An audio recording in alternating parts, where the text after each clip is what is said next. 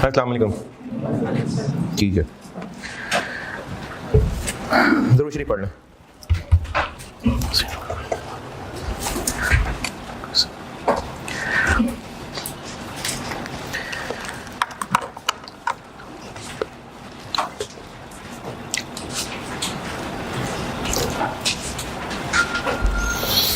एक सवाल दिया था,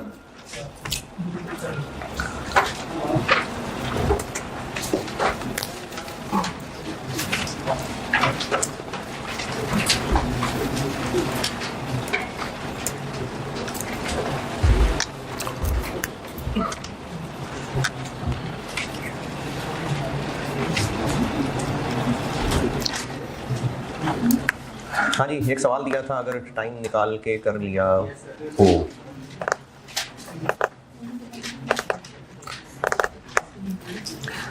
प्रैक्टिस क्वेश्चन में था और बुक में देखेंगे तो प्रैक्टिस क्वेश्चंस। अच्छा, जिन्होंने अभी ज्वाइन किया है, बुक के ना एक दफ़ा इंडेक्स को देख के समझ लें उसके स्ट्रक्चर। जिनके पास बुक है, शुरू में इंडेक्स में आए, टेबल ऑफ कंटेंट्स में कोई 2-4 पेज पलट गई, इस पर नंबरिंग को समझ लें। मैंने नंबरिंग इसलिए की है, इसमें ना फिर बाद में पेजेस ऐड करना आसान होगा। तो मैंने हर चैप्टर के 3 टुकड़े किए हैं। एक उसकी अंग्रेजी है जो पढ़ाना है, उसमें उसकी नंबरिंग देख लें, आगे एक सीरीज़ के हिसाब से चलेगी। फिर प्रैक्टिस क्वेश्चन हैं, जिसको मतलब चैप्टर का नंबर, पॉइंट, उस सेक्शन का नंबर और आगे पेज नंबर, और फिर आई के पास चैप्टर हैं। ये मैंने हर चैप्टर को इस तरह से 3-3 टुकड़ों में तोड़ा हुआ है। तो IS 36 शुरू किया मैंने, चैप्टर 1 कहा हुआ है इसको, और जो उसमें अंग्रेजी है सारी वो 1.1 समथिंग पेजेस चल रहे होंगे, और जो प्रैक्टिस क्वेश्चन है 1.2 समथिंग पेजेस चल रहे होंगे। तो इस लिहाज से फिर आप उसमें पहुंच जाएं। पहला क्वेश्चन मैंने दिया था, और अगर किसी को नहीं भी मौका मिला तो पहले शर्म करें, फिर सवाल की शक्ल दोबारा देख लें। 2019 के एंड पे खड़े हैं, नहीं 18 के एंड पे। जिन्होंने नहीं किया वो अब देख लें, सवाल मैं करता हूँ डिस्कस। प्रैक्टिस क्वेश्चन में क्वेश्चन नंबर 1, अगर जल्दी से पढ़ लें सवाल तो मैं एक क्विक रिव्यू दे दूं उसका।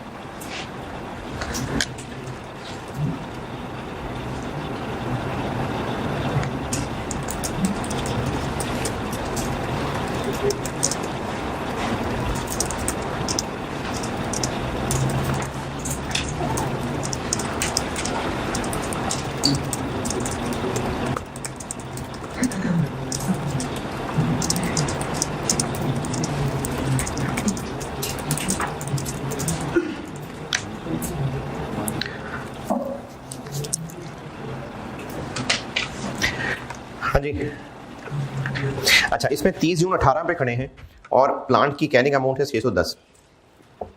रिमेनिंग लाइफ इसकी रह गई है 30 जून 19, 30 जून 20 और 30 जून 21। 3 साल इसकी रिमेनिंग लाइफ रह गई है। लेकिन आपको जो कैश फ्लोज दिए हुए हैं वो सिर्फ 30 जून 19 यानी पहले साल के दिए हुए हैं। और उसके बाद टेबल के नीचे लिख दिया कि कैश फ्लोज 15% कम होते जाएंगे। किससे कम होते जाएंगे? पिछले साल से।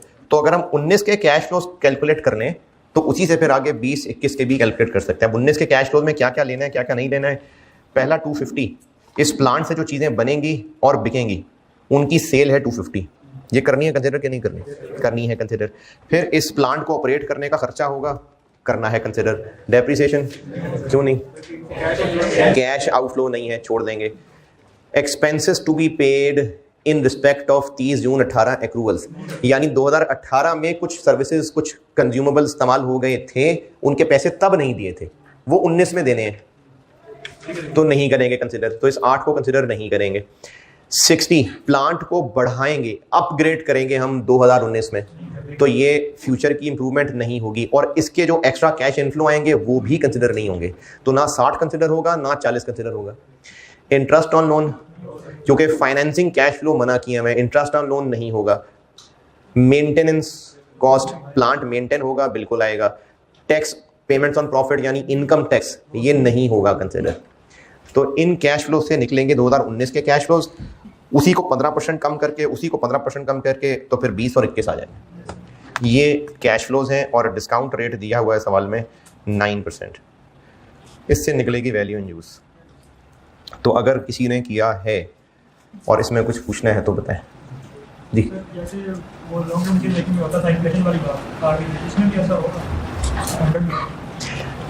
ये जो 570 100, हाँ जी, अगर इसमें कहीं इन्फ्लेशन वाली बात कही होती तो इसको भी इन्फ्लेट करते।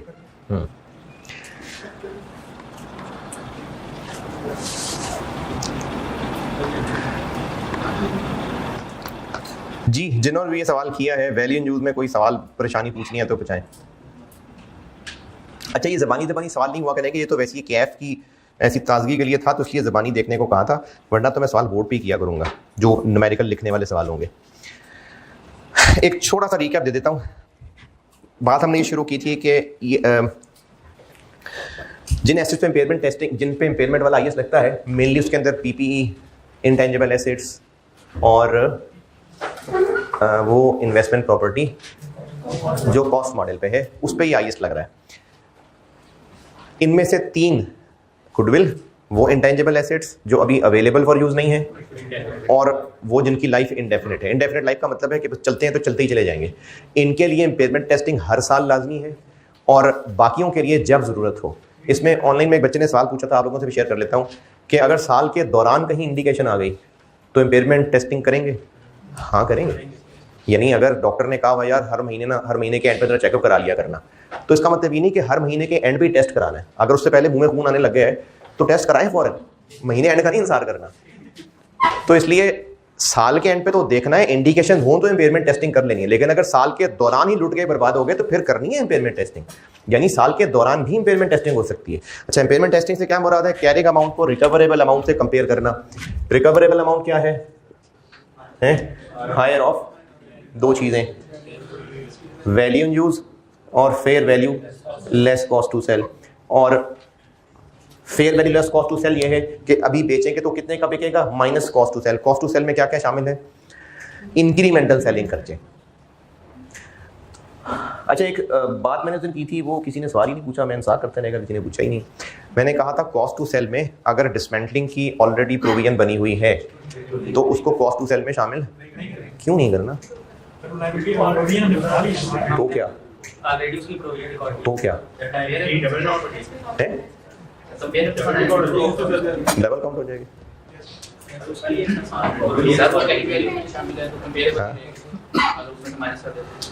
कंपेरेबल नहीं रहेगी। हाँ जी, इंक्रीमेंटल तो है, प्लांट बेचेंगे तो उखाड़ेंगे। अच्छा, हाँ ये भी ठीक है। ऐसी नॉलेज के लिए बता रहा हूँ, एक प्लांट खरीदा 100 का और इंस्टॉल कर लिया, तो गवर्नमेंट से वादा किया हुआ है कि 20 साल बाद जगह खाली करके जाएंगे, तो डिसमेंटलिंग की प्रोविजन बनेगी। Plant debit, provision credit. Let's say कि वो 10 मिलियन है, तो उसको डिसमेंटलिंग की वैल्यू को इसमें ऐड कर दिया, प्लांट टोटल हो गया 110 का।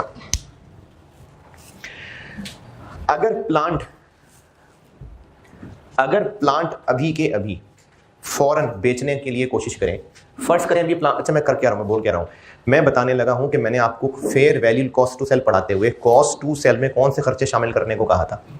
इंक्रीमेंटल, जो खर्चा करेंगे तो एसेट बिकेगा, यानी जो बेचने का खर्चा है उसमें एसेट को उखाड़ना भी शामिल था। लेकिन अगर एसेट को उखाड़ने की ऑलरेडी प्रोविजन फॉर डिसमेंटलिंग बनी हुई है तो फिर क्या कहा था? फिर उसको कॉस्ट टू सेल नहीं मानना। उसकी वजह बता रहा हूं ऐसी नॉलेज के लिए। ये बात ना वैसे शायद आज नहीं तो कल आ जाएगी बात दोबारा, कैश जनरेटिंग यूनिट के कॉन्टेक्स्ट में आएगी। मैंने मिसाल ली कि एक प्लांट अभी 100 का खरीदा और चूंकि वादा है तो उस पर डिसमेंटलिंग की ऑब्लिगेशन बनी और प्लांट की कॉस्ट में ऐड हुई और प्लांट हमारी बुक्स में 110 का हो गया। फर्ज करते हैं कि प्लांट अभी भी मार्केट में 100 का है, यानी वर्थ उसकी फेयर वैल्यू फर्ज करें 100 है। अभी इसकी फेयर वैल्यू मार्केट में हमें 100 का रेट लग गया है। अगर हम इसको 100 का खरीद के लाए थे और मार्केट में 100 का ही रेट लगा हुआ है तो अभी अपेरेंटली कोई हमें लॉस इस प्लांट पे 10 का क्यों? नहीं, अकाउंटिंग के पॉइंट ऑफ व्यू से नहीं पूछ रहा, जस्ट सेठ साहब नंबरों की बात कर रहा हूं। 100 रुपए का प्लांट खरीदा था, अभी हमने उसको बुक्स में रिकॉर्ड कर लिया, अभी भी मार्केट में उसका रेट 100 रुपए लग रहा है, प्लांट ले जाए मार्केट में 100 का बिक जाएगा, कोई लॉस इस पे है या नहीं? डिसमेंटलिंग करनी पड़ेगी, डिसमेंटलिंग करेंगे तो मार्केट में बेचेंगे, यानी कितना लॉस हमें होने जा रहा है? 10 का। लेकिन अगर हमने ये किया कि fair value 100, cost to sell में 10 काउंट कर लिया, ये कौन सा 10 है? डिसमेंटलिंग वाला, तो fair value less cost to sell हो जाएगी 90। कैरिंग अमाउंट लॉस 20 का शो हो जाएगा, हो गया ऊपर से डुप्लीकेट हो जाएगा ना। तो एसेट की वैल्यू हमने चूंकि बढ़ा ली हुई है, तो अगर मैं ये 10 यहां ना भी लेस करूं तो इनके डिफरेंस से वो 10 का लॉस नजर आ जाएगा। तो इसलिए हमने अगर इसको ऑलरेडी प्रोविजन बना लिया होता है तो fair value less cost to sell में नहीं करते उसको शामिल। लेकिन अगर ऑलरेडी प्रोविजन नहीं बनाई होती फिर करते। ये उस दिन बात हुई थी, लेकिन किसी ने सवाल नहीं पूछा, मैंने कहा चलिए आपको बता देता हूँ। अच्छा, उसके बाद वैल्यू यूज की बात हुई थी। वैल्यू यूज क्या होती है, कॉन्सेप्ट दोबारा सुने। जिस पॉइंट पे खड़े हैं अब से ऑनवर्ड अगर एसेट यूज हुआ तो क्या क्या कैश फ्लो जनरेट होगा नेट, इसकी पीवी वैल्यू यूज होती है। अगर यूज हुआ तो, और इसके लिए डिस्काउंटिंग की जाती है, उसका आंसर जो प्रेजेंट वैल्यू निकलती है वो वैल्यू यूज है। इसमें कुछ बातों का ख्याल ये रखा था कि अगर पहले चीजें बन चुकी थी वो बिकेंगी, उनसे पैसा आएगा, तो वो वैल्यू यूज में कंसिडर नहीं करना। क्यों नहीं करना?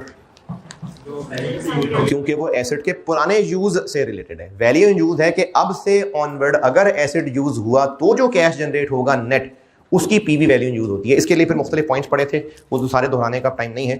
ये पिछली क्लास की एक एंड समरी है। इसमें जो 1-2 पॉइंट्स रह गए थे मुझे लगता है वो मैं आपको बताता हूँ। वैल्यू यूज में तो खैर एक मैंने इंटेंशनली छोड़ा था, पेज 4 पे, पेज 4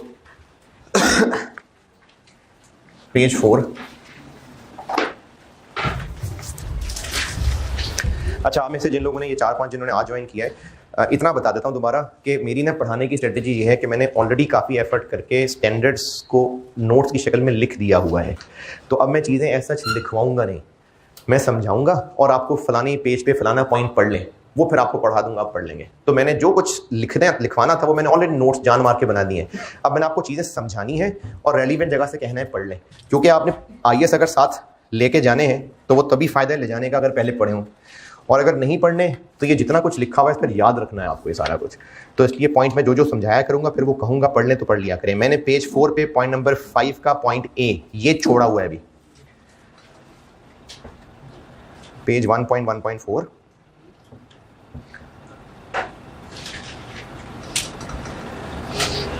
पॉइंट 5 का A, ये भी नहीं पढ़ाया, जाग रहे हैं, मैंने ये नहीं पढ़ाया अभी।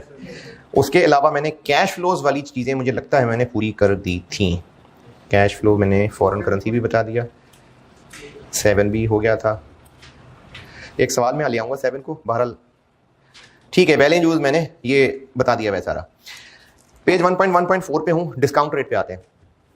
ये जो डिस्काउंट रेट है ना, ये वैसे तो BFD लेवल की चीज़ है कि डिस्काउंट रेट में रिस्क कवर होता है नहीं होता है। रिपोर्टिंग के लिए बस इतना समझ लें कि अगर डिस्काउंट रेट एक बड़ा नंबर होगा, यानी 10% की बजाय 12% होगा, तो प्रेजेंट वैल्यू उन्हीं कैश फ्लोज की जिनको 10% पे डिस्काउंट कर रहे थे, या अगर 12 पे करें तो प्रेजेंट वैल्यू बढ़ जाएगी, कम हो जाएगी? Same cash flows discount rate बढ़ा देने से प्रेजेंट वैल्यू कम हो जाएगी ना। रिपोर्टिंग के लिए इतना काफी है। चूंकि कैश फ्लोज हमने जो लिए हुए हैं वो इनकम टैक्स माइनस करने के बाद है या इनकम टैक्स इग्नोर किया हुआ है, तो इसलिए जो डिस्काउंट रेट इस्तेमाल होगा वो भी इनकम टैक्स के बगैर वाला ही होगा। अब ये इनकम टैक्स वाला रेट क्या होता है, प्री टैक्स, पोस्ट टैक्स, ये बीएफडी में पढ़ेंगे आप। अगर रिसेंटली को पढ़ के आया, एमएफए नाम का एक पेपर है उसमें उसने पढ़ लिया होगा, लेकिन जो पुरानी कॉम बैठी हुई है, प्री टैक्स पोस्ट टैक्स होता है कुछ, बीएफडी वाली चीज़ है। रिपोर्टिंग के लिए इसमें कोई खास चीज़ नहीं है, तो इसलिए इसका जवाब बीएफडी में मिलेगा। अभी इतना काफ़ी है रिपोर्टिंग में कि आपने जो डिस्काउंट रेट यूज़ करना है, अगर प्री टैक्स रेट भी दिया हो और पोस्ट टैक्स रेट भी दिया हो तो आप लोग यूज करेंगे प्री टैक्स रेट, क्योंकि कैश फ्लोज भी इनकम टैक्स से पहले पहले वाले हैं, तो प्री टैक्स रेट यूज करेंगे। और अगर एसेट के कैश फ्लोज, एक ट्रांसपोर्ट कंपनी उसकी एक रूट पे बसेस चलती हैं, बड़ा मशहूर रश वाला रूट है, लाहौर इस्लामाबाद बहुत रश है। इस बस से आने वाले कैश फ्लोज, या एक ऐसा रूट है जहां पर कभी सवारियां ज़्यादा होती हैं कभी नहीं होती हैं, दोनों रूट्स के किराए की प्रोजेक्शन की सर्टेनिटी सेम होगी या डिफरेंट होगी? यानी एक रश वाला रूट है, उसमें हम अपने कितना किराया कमा लेंगे इसका अंदाज़ा रिलायबल लगा सकते हैं, या वो रूट जिसमें कभी सवारियां होती हैं कभी नहीं होती हैं? तो इसका मतलब है कि कैश फ्लोज अगर ज़्यादा सर्टेनिटी के साथ एस्टीमेट किए जा सकते हैं, तो जितने कैश फ्लोज हम एस्टीमेट कर रहे हैं असल में भी तकरीबन उतने ही होंगे।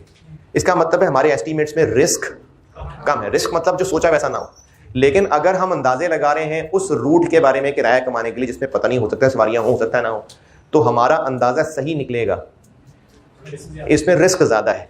तो कैश फ्लोज में जितना ज़्यादा रिस्क होगा डिस्काउंट रेट उतना ही तगड़ा होना चाहिए, डिस्काउंट रेट उतना ही ज़्यादा होना चाहिए। ये मैंने आपको जो बातें बताई हैं, ये पेज 1.1.4 के एंड पे जो 2 पॉइंट्स हैं वो दोनों बता दिए।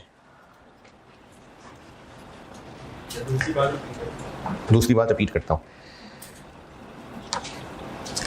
क्रिकेट की मिसाल से बताता हूँ। बाबर आजम क्रिकेट मैच में जब जाएगा ग्राउंड पे, ये अंदाज़ा लगाना कि वो 70-80 स्कोर करेगा, 100 कर लेगा, ये अंदाज़ा लगा लिया। ये अंदाज़ा ज़्यादा रिलायबल है या शाहिद अफरीदी क्रीज पे जाएगा और 70-80 करेगा, ये अंदाज़ा ज़्यादा रिलायबल है ना? तो शाहिद अफरीदी वाला इतना रिलायबल नहीं है ना, हो सकता है 0 पे आउट हो गया आ जाए।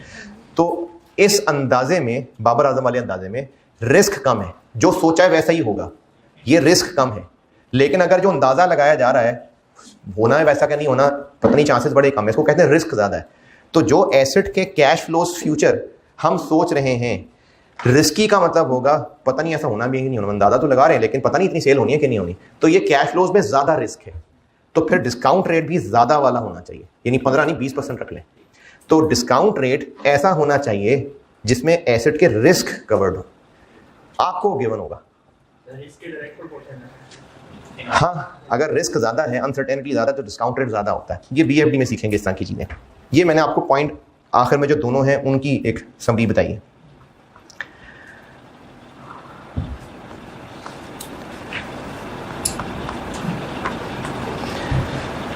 इसमें जितना टूटा फूटा भी समझ आ जाए बहुत है, क्योंकि ये मेनली ना ये फाइनेंस की चीज़ें हैं कि इन्वेस्टर का रिक्वायर्ड रिटर्न क्या होता है, ये मेनली बीएफडी की चीज़ है, इसलिए इसको गुजार के आगे आ जाए तो बेहतर है।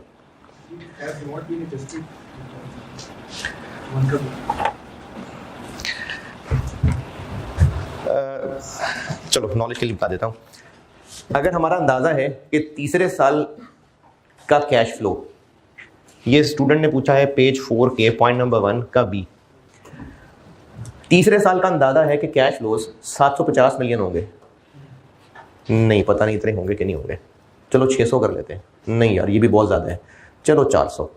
ये जो अंदाज़ा हमारा गलत हो सकता था, इसकी जगह ये कर देना, क्या किया हमने, कैश फ्लोज को एडजस्ट कर लिया। अब डिस्काउंट रेट ना बढ़ा देना, अब ना डिस्काउंट रेट बढ़ा देना, कैश फ्लोज को जो एडजस्ट कर लिया। लेकिन अगर कैश फ्लोज इतने ही जाने दें तो फिर डिस्काउंट रेट बढ़ा लेना। ये मतलब है कि अगर आप कैश फ्लोज पहले ही बहुत मोहतात लगा चुके हैं, फिर डिस्काउंट रेट बिला वजह ना बढ़ाएं। The risk specific to the asset for which the future cash flow estimate have not been adjusted, फिर डिस्काउंट रेट में इस चीज़ का मार्जिन रख लें। लेकिन अगर कैश फ्लोज को ही ऑलरेडी एडजस्ट कर लिया फिर रहने दें डिस्काउंट रेट। लेकिन ये देखें जितने आईएएस हम पढ़ रहे हैं ना, मैंने आपको नॉलेज के लिए बतानी तो सारी बातें हैं, लेकिन कुछ चीज़ें होंगी जो एग्जाम पॉइंट ऑफ व्यू से को खास वजन नहीं रखती, तो उन पर ज़्यादा टाइम नहीं लगाएंगे। तो डिस्काउंट रेट कैसा हो, उसमें क्या क्या शामिल हो, ये कोई रिपोर्टिंग लेवल की इतनी टेंशन नहीं है, क्योंकि आपको जो उसमें अंग्रेजी पढ़ के चीज़ें नजर आएंगी ना, return that investors will require, ये फाइनेंस की चीज़ें, तो इसलिए इसको गुजार के आगे चलते हैं। बस अगले पेज पे आ जाए, पेज 5। इंपेयरमेंट लॉस हो गया कैलकुलेट। अब अगला मसला है कि इस इंपेयरमेंट लॉस की अकाउंटिंग क्या करनी है। तो इंपेयरमेंट लॉस एक्सपेंस है, लॉस है, एक्सपेंस है, लेकिन इंपेयरमेंट लॉस की अकाउंटिंग क्या करनी है डिपेंड करता है कि एसेट की क्या अकाउंटिंग हो रही थी।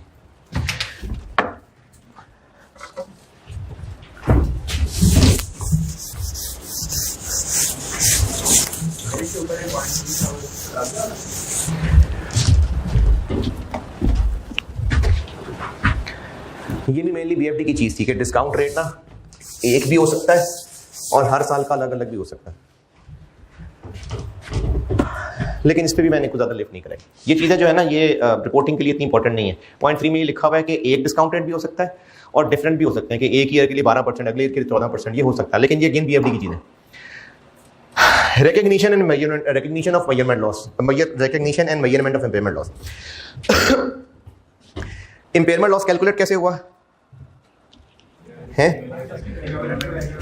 कैरिंग अमाउंट 400 है, रिकवरेबल अमाउंट 380 है, 20 का इम्पेयरमेंट लॉस आ गया। कैरिंग अमाउंट 560 है, रिकवरेबल अमाउंट 570 है, तो इम्पेयरमेंट लॉस ही तब है जब कैरिंग अमाउंट ज्यादा है। इम्पेयरमेंट लॉस 20 कैलकुलेट हो गया। कब हो रहा है ये कैलकुलेट? जरूरी नहीं है, ईयर के दरमियान में भी हो सकता है, जब इम्पेयरमेंट टेस्ट कर रहे हैं। 20 का लॉस आ गया। अब अगला मसला कि 20 के लॉस की अकाउंटिंग क्या करनी है, डिपेंड करता है कि एसेट की अकाउंटिंग क्या हो रही थी। अगर एसेट कॉस्ट मॉडल पे था तो ये एक्सपेंस है, अगर एसेट कॉस्ट मॉडल पे था तो ये एक्सपेंस है।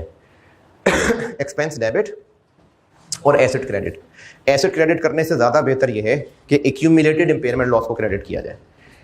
लेकिन अगर एसेट रिवैल्यूएशन मॉडल पे था तो इसके लिए अकाउंटिंग थोड़ी सी डिफरेंट है।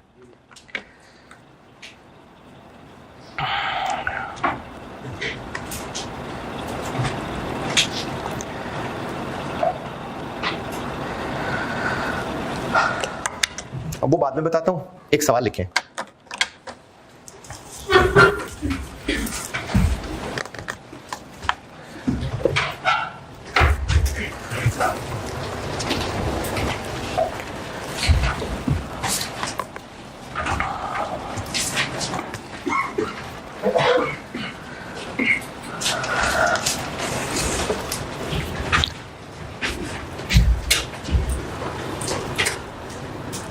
Cost of asset, cost of asset 800,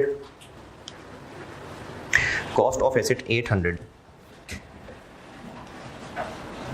initial estimate of useful life, initial estimate of useful life 8 साल, 8 years।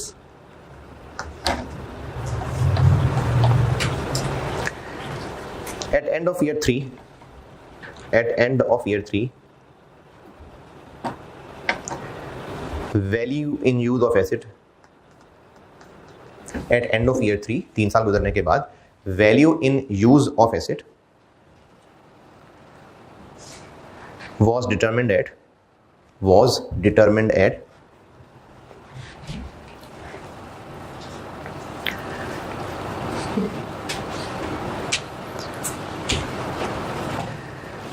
400।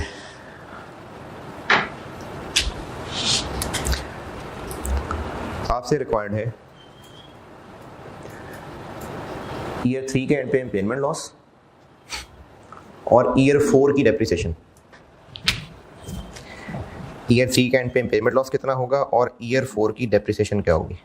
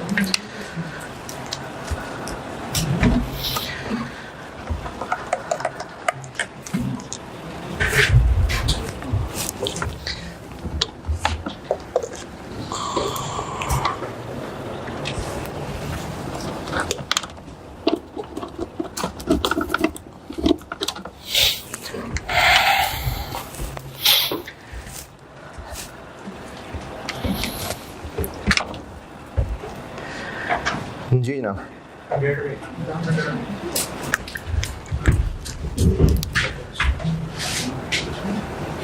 कॉस्ट थी इसकी 800, 8 साल लाइफ थी, 3 साल गुजर गए, कैरिंग अमाउंट रहेगी 500, वैल्यू इन यूज तो 100 का हो गया इम्पेयरमेंट लॉस। जब एसेट को हमने इम्पेयर कर दिया तो इम्पेयरमेंट लॉस चार्ज करने से एसेट अब भी 500 पे आता रहेगा या कम होकर 400 पे चला जाएगा? तो जब कम होकर 400 पे चला जाएगा तो अगले साल डेप्रिसिएशन फिर पहले जैसी ही रहेगी या चेंज हो जाएगी? क्योंकि एसेट की जब वैल्यू ही बदल गई तो डेप्रिसिएशन भी चेंज हो जाएगी। अब एसेट को जब हमने कम करके 400 कर दिया तो अब इसकी जिंदगी बाकी कितनी रह गई थी? ईयर 4 की डेप्रिसिएशन 400 के पीछे जिंदगी रह गई है तो 80। जब एसेट की वैल्यू बदल दी, इंपेयरमेंट करने के बाद इसको राइट डाउन कर दिया तो अगले ईयर्स की डेप्रिसिएशन पे भी फर्क पड़ेगा। ये बात इसी पेज नंबर 5 के तकरीबन मिड में डब्बे के अंदर पहला बुलेट पॉइंट, इंपेयरमेंट लॉस की अकाउंटिंग पहले देख लें। लेफ्ट वाला कॉलम बताया है आपको, लेफ्ट वाला, राइट वाला नहीं बताया अभी। पेज नंबर 5 तकरीबन मिड में इंपेयरमेंट लॉस की अकाउंटिंग, लेफ्ट वाला कॉलम बता दिया।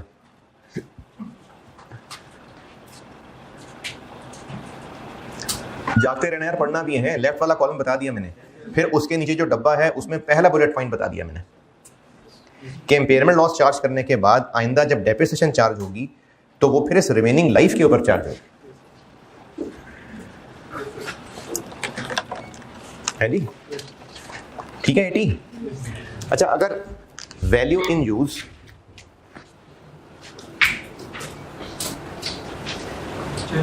-200 होती, -200 कह रहा हूं, -200, ऐसा हो सकता है? नहीं हो सकता। क्यों? एसेट के कैश इनफ्लोज बहुत कम हो, आउटफ्लोज ही आउटफ्लोज हो, और अगर इतना बुरा है तो फिर मार क्यों नहीं देते इसको, बेच दें। बेचने पे भी इतनी कॉस्ट, इसी लाश को ठिकाने लगाना इतना महंगा हो रहा है कि रिकवरेबल अमाउंट नेगेटिव हो सकती है, हो सकती है। इंपेयरमेंट लॉस कितना हो जाएगा? 700 हो जाएगा। हाँ, ये 500 है, वो -200 है, तो लॉस 700 हो गया। अच्छा, अब अगर इंपेयरमेंट लॉस को हम कर दें 700 तो एसेट तो क्रेडिट 500 से कम नहीं हो सकता, और 500 से ज्यादा नहीं हो सकता, तो वो भी P&L ही है, वो कौन सा कोई L&D है। हाँ जी, ये इंपेयरमेंट लॉस 700। देखिए, एसेट क्रेडिट कर लें चाहे एक्यूमुलेटेड इंपेयरमेंट लॉस क्रेडिट कर लें, एसेट ही कम हो रहा है ना, तो इतनी एंट्री पूरी नहीं हो रही। कैश कौन सा क्रेडिट? अच्छा, ये जो इंपेयरमेंट टेस्टिंग कर रहे होते हैं, एसेट बेच दिया होता है उतार के, fair value less cost to sell बेच आते हैं मार्केट में। नहीं, ये जस्ट एस्टिमेशन हो रही होती है कि अगर बेचेंगे तो क्या होगा, इस्तेमाल करेंगे तो क्या होगा, तो नेगेटिव आ रही थी रिकवरेबल अमाउंट, हो सकता है। तो अभी तो एंट्री पूरी नहीं हो रही, लायबिलिटी रिकॉर्ड करना है। हाँ, अगर लास्ट ठिकाने लगाना हमारे जिम्मे बन चुका है तो फिर वो लायबिलिटी रिकॉर्ड होगी। लायबिलिटी फॉर लास्ट ठिकाने नहीं हो सकता ना, कोई खर्चा, ऐसी जिम्मेदारी, ये इतना एनवायरमेंट के लिए ये एनवायरमेंट के लिए इतना खराब हो चुका हो कि अब हमने इसको वाकई डिस्पोज ऑफ करना हो और जगह भी सारी साफ करवानी हो, तो हम उसकी जिम्मेदारी अपनी लायबिलिटी रिकॉर्ड कर लेंगे। ये बहुत कॉमन नहीं है, ऐसा हो सकता है। ये दूसरा बुलेट पॉइंट लिखा हुआ है, when impairment loss is greater than carrying amount. देखिए, कैरिंग अमाउंट 500, इंपेयरमेंट लॉस 700, तो ये सिर्फ तब रिकॉर्ड होगा अगर एक लायबिलिटी रिकॉर्ड हो जाएगी तो, और अगर लास्ट ठिकाने लगाना हमारे जिम्मे नहीं है तो फिर इंपेयरमेंट लॉस भी 500 का ही रिकॉर्ड होगा। ये जो सेकंड बुलेट पॉइंट है, ये आईएएस का बकायदा, ये आईएएस के ना पैराग्राफ्स हैं जो मैंने इस तरह से बना के लिखे हैं। तो एक सिचुएशन है जो आईएएस में डिस्कस हुई है कि अगर इतने बुरे हालात हो गए कि रिकवरेबल अमाउंट नेगेटिव में चलेगी तो फिर लॉस कैरिंग अमाउंट से बढ़ जाएगा। सिर्फ उस सूरत में 700 का लॉस रिकॉर्ड होगा अगर क्रेडिट करने के लिए कोई लायबिलिटी रिकॉर्ड करनी बनती है। लेकिन अगर हमारी जिम्मेदारी नहीं है लास्ट ठिकाने लगाना तो फिर इंपेयरमेंट लॉस 500 रिकॉर्ड होगा। चलिए मगरिब पढ़ लें।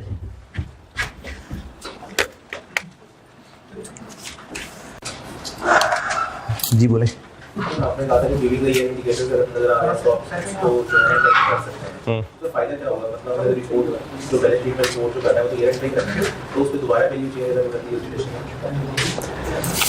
अच्छा, एक सवाल है कि during the year impairment testing की इंडिकेशन नज़र आई और हमने इम्पेयरमेंट लॉस रिकॉर्ड कर लिया और बैलेंस शीट तो ईयर एंड पे बनानी थी, तो ईयर एंड पे जाके कर लेते आराम से हैं। अच्छा, मेरा डेप्रिसिएशन फॉर द ईयर पे इफेक्ट आ जाएगा, उसकी वजह से डेप्रिसिएशन पे असर आ जाएगा, रिवैल्यूएशन पे फर्क पड़ जाएगा।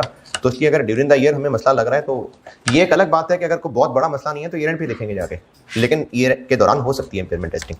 अच्छा, ये जो बीच में मैंने पॉइंट को खास लिफ्ट नहीं कराई ना, देखिए रिपोर्टिंग का सिलेबस है बहुत ज़्यादा सिलेबस है, तो मैं आपको यहाँ पीएचडी कराने तो बैठा नहीं हूँ, हमारे पास इतना टाइम नहीं है कि हम बहुत सारी चीज़ों को बहुत ज़्यादा गहराई में कर सकें। तो जिन पॉइंट्स को मैं ज़्यादा लिफ्ट ना कराऊँ तो रहने देना, अगर उस पर फिर भी किसी ने कुछ पूछना हो तो वो अलग से क्लास के अलग से पूछना है। ये मैंने डिस्काउंट रेट के ज़्यादा पॉइंट नहीं डिस्कस किए, गुजारे हैं बस। तो इसलिए जो एग्जाम पॉइंट है उससे बहुत ज़्यादा नहीं है ना खास, तो सिलेबस भी खत्म करना है ना, तो इसलिए मैंने डिस्काउंट रेट वाले को ज़्यादा लिफ्ट नहीं कराई। अच्छा जी, बात अभी मगरिब से पहले ही बात हो रही थी कि जो लॉस फॉर द ईयर नहीं, जो इम्पेयरमेंट लॉस उस पॉइंट पे निकाल लिया वो एक्सपेंस बन जाएगा और उसके बाद जो ज़िंदगी की रिडक्शन चार्ज होगी वो रिवाइज हो जाएगी। यहाँ तक मैं बात करके भी मगरिब की ब्रेक की थी। अब आइए पहले पेज पे 1.1.1।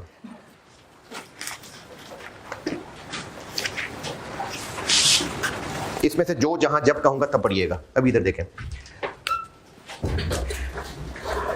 अगर एक एसेट की कैरिंग अमाउंट 200 है, fair value less cost to sell 180 है, वैल्यू इन यूज 178 है, तो रिकवरेबल अमाउंट कितनी? 180।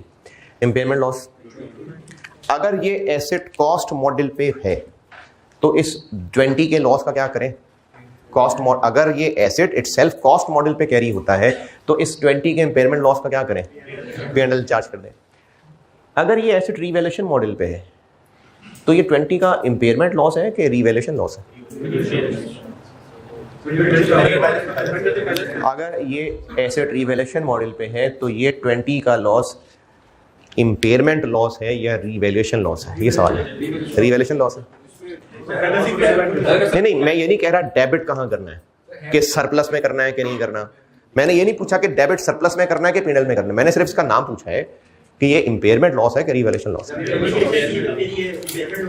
इंडिकेशन थी निकाल ली ना, कैरिंग अमाउंट, ये रिकवरेबल अमाउंट निकाल ली थी, इंडिकेशन तभी किया ये काम। तो ये रीवैल्यूएशन लॉस है कि इम्पेयरमेंट लॉस है? रीवैल्यूएशन लॉस है। हाँ, कॉस्ट टू सेल का तो रीवैल्यूएशन से कोई ताल्लुक नहीं। अच्छा चलें फर्ज करें कॉस्ट टू सेल है ही नहीं, है रिवैल्यूएशन लॉस है कि इम्पेयरमेंट लॉस है? नहीं तो फिर रिवैल्यूएशन लॉस है, इम्पेयरमेंट लॉस है। अच्छा,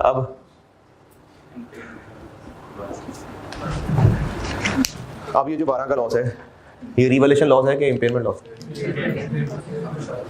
अब नहीं है रिवैल्यूएशन लॉस, नहीं। तो मसला ये है कि इतने कंफ्यूजन से बचाने के लिए IAS 36 कह रहा है कि आप अगर एसेट रिवैल्यूएशन मॉडल पे है तो इस चक्कर में पढ़े ही ना कि रिवैल्यूएशन लॉस है कि इम्पेयरमेंट लॉस है, दोनों की अकाउंटिंग सेम कर दी। यानी जो रिवैल्यूएशन लॉस की अकाउंटिंग होती है IAS 1638 के मुताबिक इस एसेट के इम्पेयरमेंट लॉस की भी सेम अकाउंटिंग है। तो फिर इस झगड़े का फायदा क्या कि रिकवर इम्पेयरमेंट लॉस है कि रिवैल्यूएशन लॉस है? तो इसलिए अकाउंटिंग रिवैल्यूएशन लॉस वाली रिवैल्यूएशन लॉस की अकाउंटिंग क्या होती है? डेबिट कहाँ जाता है? अगर पहले रिवैल्यूएशन सरप्लस में बैलेंस मौजूद है तो पहले सरप्लस डेबिट, और अगर नहीं है या थोड़ा है फिर P&L में जाता है। तो इस 12 की या इससे पहले में जब मैंने 20 लिखा था इसकी अकाउंटिंग यही है कि अगर सरप्लस मौजूद है तो पहले सरप्लस डेबिट, कम हो जाएगा मतलब सरप्लस डेबिट, और अगर कम है या है ही नहीं तो रिवैल्यूएशन मॉडल वाला एसेट अगर हुआ तो इम्पेयरमेंट लॉस की वही अकाउंटिंग जो रिवैल्यूएशन डाउनवर्ड की अकाउंटिंग होती है। अब इसमें 2-3 छोटी छोटी बातें देख लें।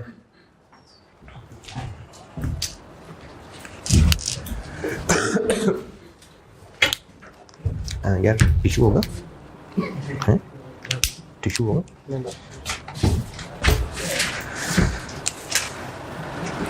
पीनी आपने पीनी चाहिए।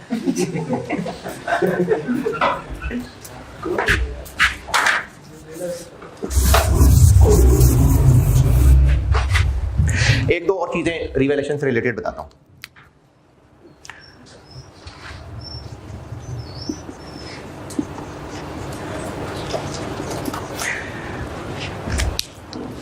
एसेट रिवैल्यूएशन मॉडल पे है, एसेट रिवैल्यूएशन मॉडल पे है, कॉस्ट टू सेल है ही नहीं, बहुत थोड़ी सी है, 0 के बराबर है। पहले IAS 16 लगेगा कि पहले IAS 36 लगेगा?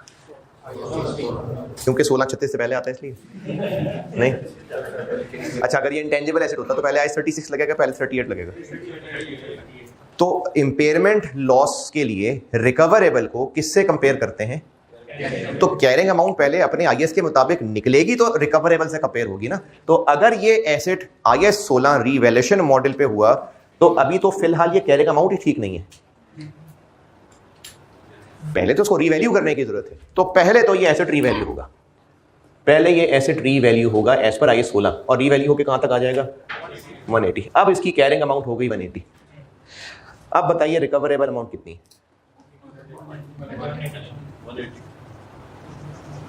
तो इंपेयरमेंट लॉस 0। ये 180, ये वाला 180 है कि ये वाला? ये वाला मैंने क्या किया, मैंने इसको पहले रीवैल्यू किया, क्योंकि रीवैल्यूएशन मॉडल पे है तो पहले रीवैल्यू तो करें ना। पहले इसको रीवैल्यू किया, रीवैल्यू देखिए, पहले कैरिंग अमाउंट निकलेगी तो वो रिकवरेबल अमाउंट से कंपेयर होगी। तो IAS 16 कहता है कि अगर कैरिंग अमाउंट फेयर वैल्यू से डिफरेंट है तो पहले रीवैल्यू करें, पहले ये रीवैल्यू होगा। अब ये IAS 16 सही बात मान गया, अब इसके बाद इसको रिकवरेबल अमाउंट से कंपेयर करना। तो मेरा सवाल ये है कि ये वाला 180 ये है या ये है? Fair value. हमने IAS 16 में फेयर वैल्यू पे रीवैल्यू करना है, fair value less cost to sell पे नहीं करना। और रिकवरेबल इन दोनों में से जो ज्यादा थी वो रिकवरेबल लॉस कोई नहीं है। अच्छा, वैल्यूज में थोड़ी सी बदलता हूं, इसको कर देता हूं 186। मैंने इसको 186 कर दिया तो रिकवरेबल अमाउंट 186, तो इंपेयरमेंट लॉस कोई नहीं। अच्छा जी, और बदलता हूं, फेयर वैल्यू कर देता हूं मैं अब 194, कॉस्ट टू सेल कोई नहीं है। तो पहले तो एसेट रीवैल्यू होगा और रिवाइज यानी रीवैल्यू होके पहले तो 194 तक पहुंचेगा। वैल्यू इन यूज है 190, तो रिकवरेबल अमाउंट है जी 194, इंपेयरमेंट लॉस कोई नहीं। जो मर्जी आप वैल्यू बदल के दे दें, कॉस्ट टू सेल 0 रखी हुई मैंने, इंपेयरमेंट लॉस नहीं आएगा। ठीक है, क्यों नहीं आ रहा? क्या जादू हो रहा है? मेरा सवाल ये है कि कॉस्ट टू सेल 0 है, मैं इतनी सारी वैल्यूज बदली हैं, इंपेयरमेंट 3 मिसालें ली हैं मैंने, इंपेयरमेंट लॉस नहीं आ रहा। इसलिए नहीं हो रहा कि जब हम एसेट को रीवैल्यू करके फेयर वैल्यू तक ले आते हैं, कॉस्ट टू सेल चूंकि नहीं है, इसलिए रिकवरेबल अमाउंट या तो यही होगी या इससे ज्यादा होगी।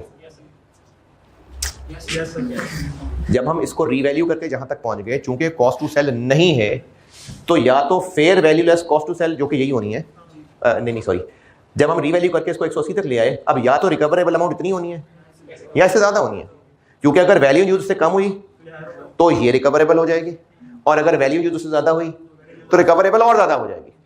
तो इंपेयरमेंट लॉस, इसका कंक्लूजन ये है कि अगर कॉस्ट टू सेल नहीं है तो एसेट को रीवैल्यू करें और बस IAS 36 की जरूरत ही नहीं।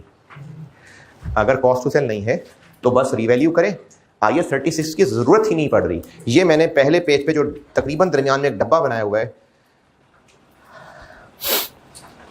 उसमें से पहले 2 पॉइंट पढ़ लें। 1.1.1 पेज, तकरीबन दरमियान में एक बॉक्स बनाया है, इसमें से पहले 2 पॉइंट्स पढ़ लें।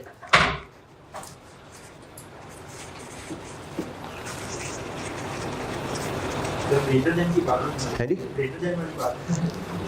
अच्छा,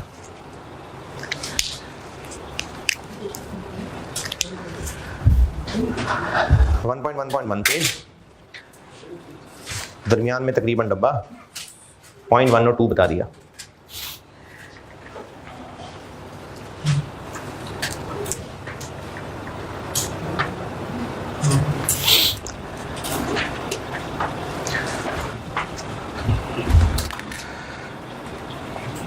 छोटे छोटे से पॉइंट है यार।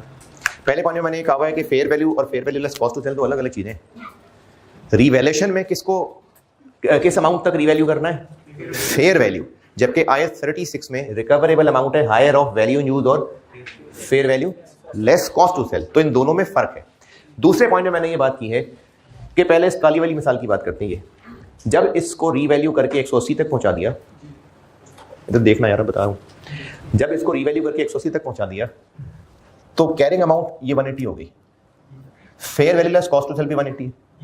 अब अगर वैल्यू इन यूज इससे कम हुई तो ये रिकवरेबल है, वैल्यू इन यूज इससे ज्यादा हुई तो फिर ये रिकवरेबल है। यानी रिकवरेबल अमाउंट कैरिंग अमाउंट से कम नहीं होगी, या उतनी ही होगी या ज्यादा होगी, ये लिखा हुआ। क्यों ऐसा होगा? क्योंकि हम इसको रीवैल्यू करके यहां तक तो ले ही आएंगे। इस 200 को मैं रीवैल्यू करके 194 तक ले आया, कैरिंग अमाउंट 194 हो गई। क्यों हो गई 194? रीवैल्यू कर दिया। अब या तो रिकवरेबल अमाउंट इतनी ही होगी या इससे ज्यादा होगी। ज्यादा क्यों होगी? वेरी कैरिंग अमाउंट 194 हो गई। अब रिकवरेबल अमाउंट या तो 194 ही होगी या 194 से ज्यादा होगी। 194 से ज्यादा क्यों हो सकती है? जब वैल्यू जो ज्यादा हो सकती है। In any case impairment loss नहीं होगा। कब? हालांकि इन हालात की बात हो रही है अगर कॉस्ट टू सेल तकरीबन फारिग है, तो फिर एसेट को रीवैल्यू करें और बस IAS 36 की जरूरत नहीं, यहां तक। लेकिन अगर कॉस्ट टू सेल 0 नहीं है,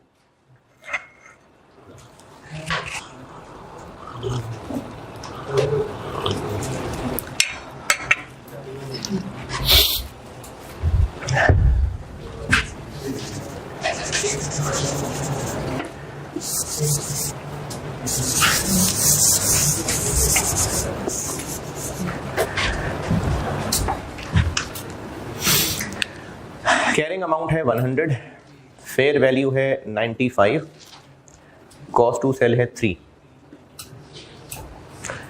सबसे पहला काम क्या होगा? IAS 16 लगेगा तो पहले तो ये प्लांट रीवैल्यू होके 95 या 92 95 तक पहुंचेगा। Fair value less cost to sell 92 है और वैल्यू इन यूज 90 है, तो रिकवरेबल अमाउंट हो गई और इम्पेयरमेंट लॉस 3।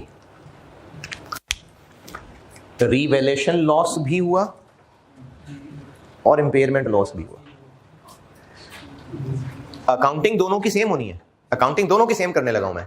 लेकिन ये जो पहले 100 से 95 तक आना था, ये क्या था? ये as per IAS 16 revaluation loss था। अब ये जो मजीद 3 का लॉस है, ये इम्पेयरमेंट लॉस है, क्योंकि ये तो टिपिकली IAS 36 की वजह से हुआ है, ये इम्पेयरमेंट लॉस है। अच्छा, अगर ये हो जाए 97 वैल्यू इन यूज, तो रिकवरेबल 97, इम्पेयरमेंट लॉस कोई नहीं। अच्छा, अगर वैल्यू इन यूज हो जाए 94, रिकवरेबल 94। अब ये 3 वैरायटियां लिखी है मैंने सामने, एक में लॉस नहीं है, बाकियों में है। इसमें क्यों नहीं हुआ लॉस? क्योंकि वैल्यू इन यूज ज्यादा हो गई। तो इस मिसाल का कंक्लूजन ये है कि अगर कॉस्ट टू सेल है तो पहले तो रीवैल्यू कर लें, फिर इंपेयरमेंट टेस्ट करके देख लें, हो सकता है लॉस हो सकता है ना। अभी से पिछली बात क्या की थी? अगर कॉस्ट टू सेल नहीं है तो इंपेयरमेंट टेस्ट की जरूरत ही नहीं पड़ रही, क्योंकि रीवैल्यू करें और बस बहुत है। अब दूसरी बात क्या की है? अगर कॉस्ट टू सेल है तो पहले रीवैल्यू कर लें, उसके बाद लगा लें IAS 36, हो सकता है लॉस हो सकता है ना हो। ये मैंने आगे पॉइंट नंबर 3 वाली बात की, पहले पेज पे पॉइंट नंबर 3 बता दिया।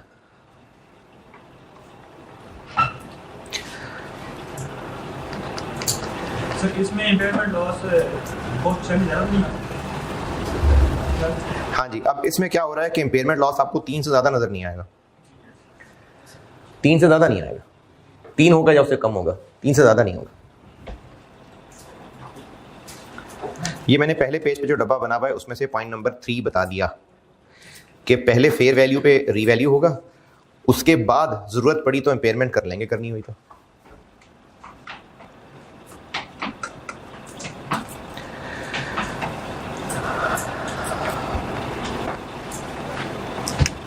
चौथा पॉइंट भी पढ़ लें।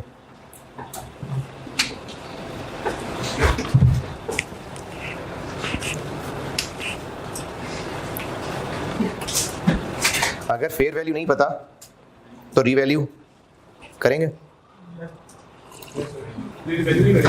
रीवैल्यू करेंगे। अगर फेयर वैल्यू नहीं पता लग पा रही तो रीवैल्यू नहीं करेंगे, पता होती तो रीवैल्यू करते। लेकिन IAS 36 का काम चल जाएगा। क्यों चल जाएगा? कि वैल्यू यूज से काम चल जाएगा। अब चूंकि इनमें ना आपस में गुचमुच सी है, मतलब ये जो लॉस है ये रिवैल्यूएशन लॉस है कि इम्पेयरमेंट लॉस है, इसलिए IAS ने इसकी अकाउंटिंग वही रखी है। पेज 5 पे आ जाए अब।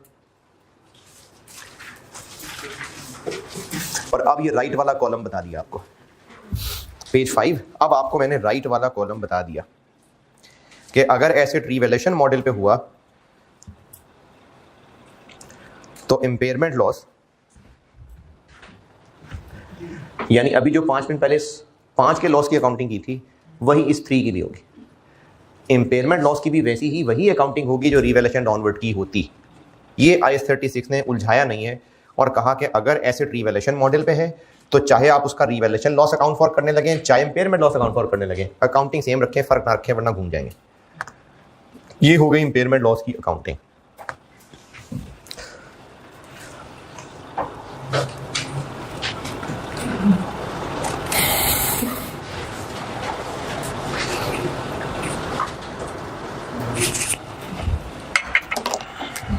जी जी दो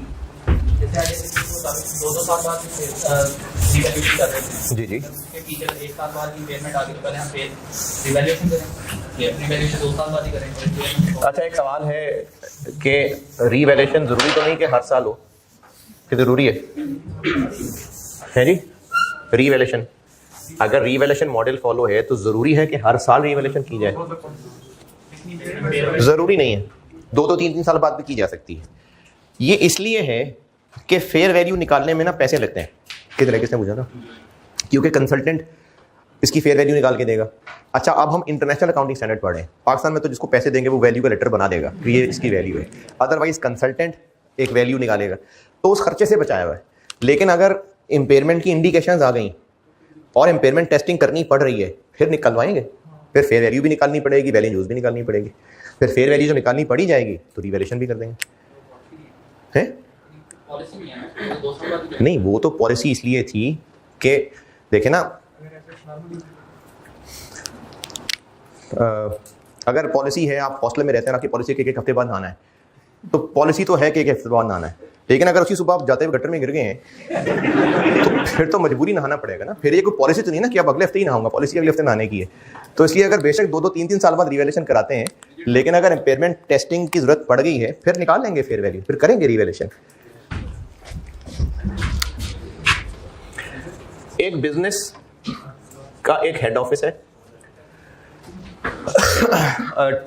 इसमें मुझे ट्रांसपोर्ट बिजनेस की मिसाल आसान लगती है समझाने में, इसलिए ट्रांसपोर्ट से ही समझाता हूँ। एक बिजनेस है, उसका एक हेड ऑफिस है, कराची में चले।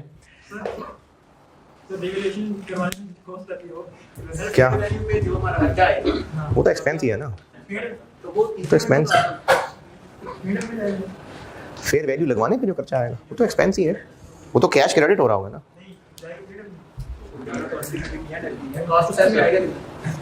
नहीं, कॉस्ट टू सेल में तो नहीं है, फेयर वैल्यू लगवा रहे हैं किसी से तो कॉस्ट टू सेल थोड़ी उसकी वैल्यू लगवाने का खर्चा P&L में ही आएगा, P&L में आएगा मेरे ख्याल में। अगर इंडिकेशन ना होती सर तो ना लगवा तो उसमें क्या ना क्या जा रहे हैं इंक्रीमेंटल, क्या कॉस्ट टू सेल, वो एसेट बेचने का खर्चा है। जिस एक्सपर्ट से वैल्यू लगवा रहे हैं और वो उस रिपोर्ट देने के जो पैसे ले रहा है वो कॉस्ट टू सेल है, कॉस्ट टू सेल तो नहीं है। अच्छा, ये मिसाल ना पहले समझे, मैं आपको कैश जनरेटिंग का कॉन्सेप्ट बताने लगा हूँ। अब तक जो पढ़ा रहा था इंडिविजुअल एसेट की बात हो रही थी, इम्पेयरमेंट लॉस कैलकुलेशन बस बहुत है। C5 लेवल पे कैश जनरेटिंग यूनिट है मेन एग्जामिनेबल चीज़, क्योंकि इंडिविजुअल एसेट वो ले गए हुए हैं FR1 लेवल पे, तो इसलिए मैंने बस बातें पूरी की हैं। कैश जनरेटिंग यूनिट पे करते हैं बात। अभी इस दफ़ा भी सवाल आया था इस पर। तो एक हेड ऑफिस है और हेड ऑफिस कराची में हेड ऑफिस है। एक ट्रांसपोर्ट कंपनी है, उनका हेड ऑफिस कराची में है। इस हेड ऑफिस में एसेट्स PPE क्या क्या होंगे नॉर्मली? हेड ऑफिस में बसेस क्यों खड़ी होंगी? हेड ऑफिस बिल्डिंग होगी, फर्नीचर होगा, ऑफिस इक्विपमेंट होगा, ये AC वगैरह होंगे, यही होगा। ये PPE होंगे, सॉफ्टवेयर भी होंगे, इंटेंजिबल एसेट्स भी होंगे। फिर इन ट्रांसपोर्ट कंपनी ने 3 शहरों में, सिटी ए, सिटी बी और सिटी सी, 3 शहरों में अपने ऑपरेशंस बनाए हुए हैं। हर शहर में एक रीजनल ऑफिस होता है जो उस शहर के ऑपरेशंस को देख रहा होता है।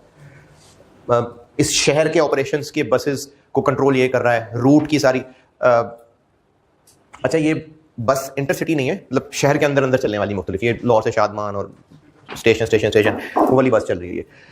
अब इस शहर में इसका एक रीजनल ऑफिस है जो सारे इस शहर के ऑपरेशंस को देख रहा होगा, शायद लोगों की तरह यहाँ से बनती होंगी। फिर इसके अलावा इस शहर के अंदर एक वर्कशॉप है और स्टैंड भी यही होगा जहाँ पर बसेज आके खड़ी होती होंगी रात को या रिपेयर मेंटेनेंस होती होगी। इसके अलावा इसके पास 7 बसेज हैं।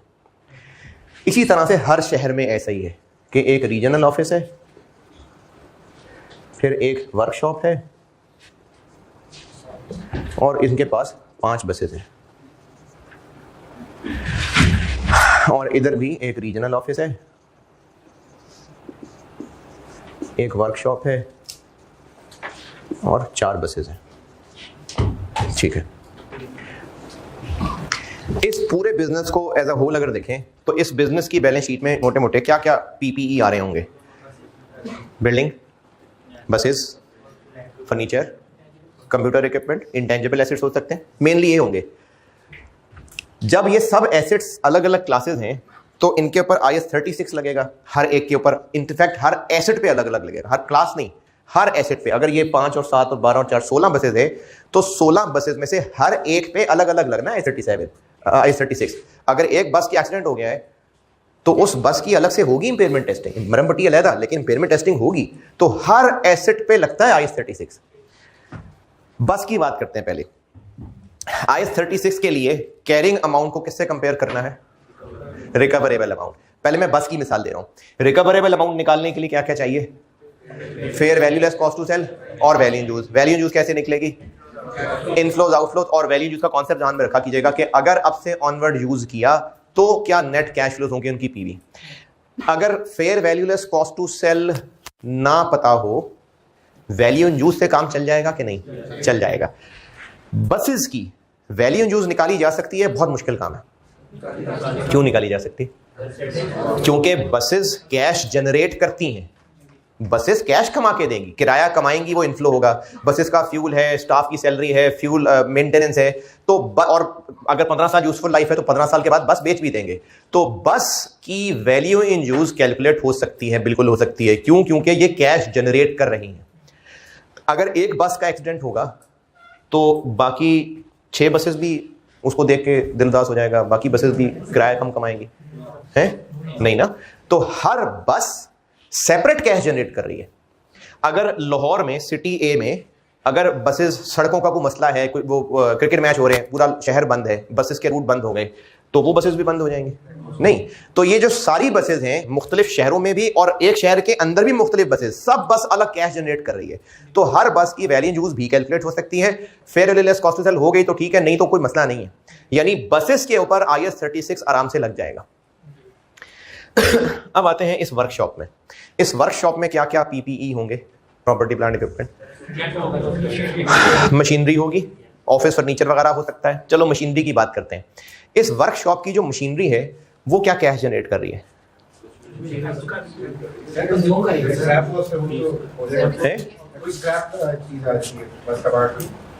नहीं, मैंने कहा कि इस वर्कशॉप में जो मशीनरी लगी हुई है वो मशीनरी क्या कैश जनरेट कर रही है? अच्छा, एक बात मैं क्लियर कर दूं, ये सिर्फ हमारी बसों के लिए ही मशीनरी यूज हो सकती है।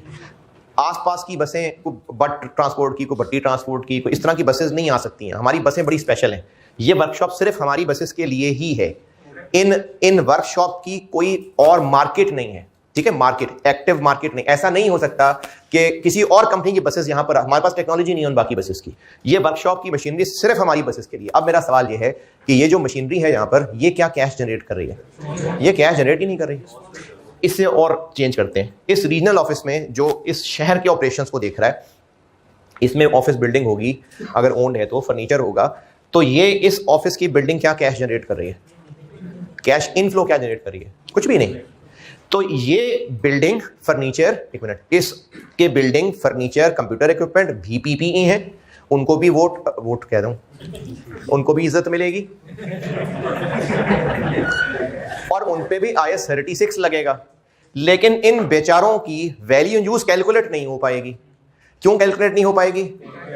क्योंकि कैश इनफ्लो नहीं है इनका। इन बेचारे एसेट्स के लिए IAS 36 ने एक कॉन्सेप्ट बनाया है कि इनकी जिंदगी का कोई तो मकसद होगा। क्या मकसद है इनकी जिंदगी का? ये उनको सपोर्ट कर रहे हैं। तो फिर ऐसा करते हैं, इनको मिला देते हैं उनके साथ।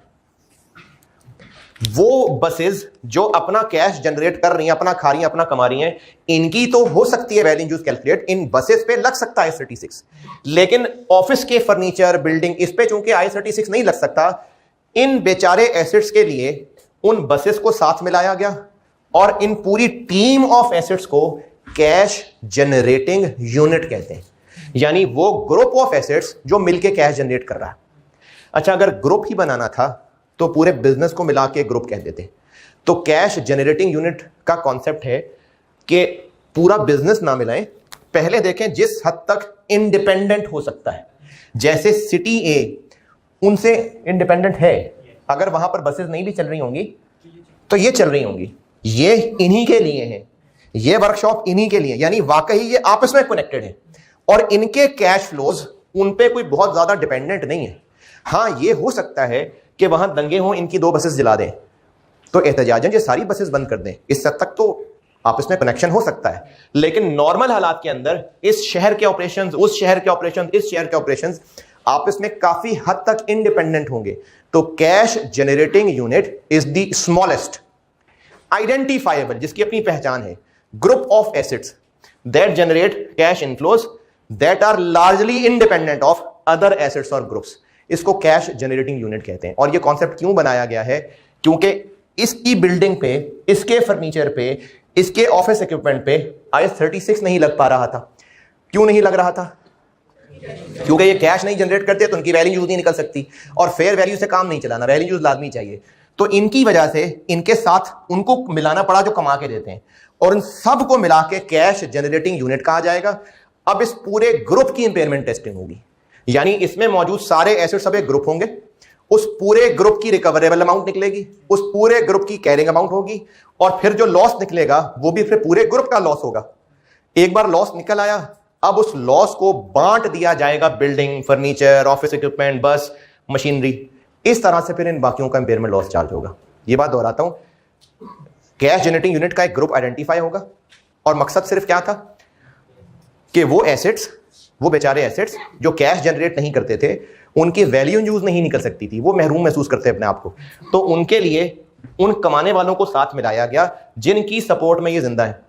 उन सब को मिला के एक ग्रुप कह दिया गया, group of assets, cash generating unit. लेकिन पूरे बिजनेस को इसलिए मिला देना नहीं जरूरी क्योंकि स्मॉलेस्ट आइडेंटिफाइबल, तो इसको CGU कहते हैं, कैश जनरेटिंग यूनिट। अब इस पूरे ग्रुप के सारे एसेट्स की मिला के ग्रुप की कैरिंग अमाउंट, इस पूरे ग्रुप की रिकवरेबल अमाउंट निकलेगी, उसको कंपेयर करके इंपेयरमेंट लॉस निकलेगा, वो पूरे ग्रुप का इंपेयरमेंट लॉस होगा। लेकिन चूंकि ये लॉस ग्रुप का कैलकुलेट हुआ है, बुक्स में अकाउंट्स तो अलग अलग हैं, बिल्डिंग अलग है, फर्नीचर अलग है, इसलिए फिर आखिरी स्टेप ये होगा कि वो जो पूरे ग्रुप का लॉस निकला उसको एसेट्स में एलोकेट करना पड़ेगा। अब वो एलोकेशन सिखाता हूं आपको। जी पूछें। अच्छा अगर इस पूरे ग्रुप में से अगर एक बस का एक्सीडेंट हुआ तो इस पे आएगी बात, अभी आ जाएगी जब मैं इसकी कैलकुलेशन पे जाऊंगा ना, फिर इसका जवाब आ जाएगा। जी अच्छा, अभी मैंने सिटी ए की मिसाल दी है, ये एक CGU है, सिटी बी एक CGU है, सिटी सी एक CGU है, और इस हेड ऑफिस को कहते हैं कॉर्पोरेट एसेट्स। ये इंशाल्लाह कल वाली क्लास में पढ़ाऊंगा। ये एक CGU, ये एक CGU, ये एक CGU, ये कॉर्पोरेट एसेट्स हैं। ये कल एक तो पढ़ लीजिए पहले पेज 5 पे ही, कैश जनरेटिंग यूनिट, इसकी 2 लाइनें लिखी हैं, पहले ये पढ़ लें।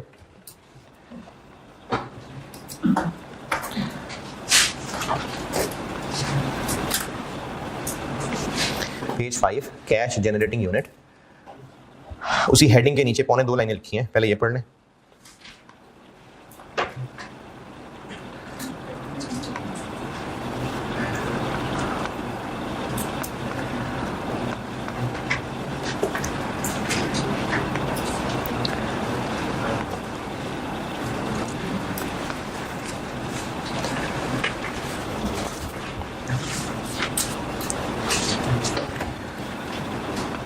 हाँ जी जी दूसरी कहेंगे कि smallest identified group of asset identified cash inflows तो कैसे बसेस से बात नहीं होती कहाँ तक बसेस तक क्योंकि वही तो सिर्फ कैश इनफ्लो नहीं बस की तो वैल्यू यूज निकल सकती थी ना, मसला इन एसेट्स का आया था। देखें इस रीजनल ऑफिस में जो पड़ा हुआ फर्नीचर है, इस ऑफिस की जो बिल्डिंग है, मसला उसका था। इनकी तो वैल्यू यूज थी, इनका इशू नहीं था। इनके लिए कैश जनरेटिंग यूनिट का कॉन्सेप्ट आइडेंटिफाई करने की जरूरत ही नहीं हुई। देखिए मैं सफर कर रहा हूं, मुझसे एयरलाइन वाले नहीं पूछेंगे आपके साथ बड़ा कौन है, मैं तो बड़ा हूं, लेकिन एक जो छोटा जा रहा होगा उससे पूछेंगे तुम्हारे साथ बड़ा कौन है, तो उसके साथ पूछने की जरूरत है कि कौन है तुम्हारे साथ बड़ा यहां पर। तो इनके लिए तो I-36 लग रहा था, इनका इशू नहीं था। जब इनके ऊपर I-36 लगना लगा तो इनकी औकात ही नहीं थी, कैश जनरेट नहीं करते थे। इनके लिए बनाया गया कि बताओ भी तुम्हारे साथ कौन है कमा के देने वाला। मैंने कहा जी ये हैं, वो भी हैं, इन सबको मिला के फिर एक कैश जनरेटिंग यूनिट कह दिया। अगले पेज के टॉप पे आए, पेज 6 का टॉप, पॉइंट 1 पढ़े डब्बे के बगैर।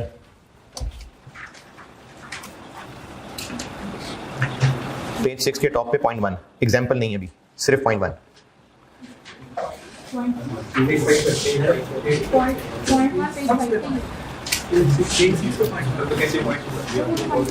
पेज 6 के टॉप पे आए ना यार,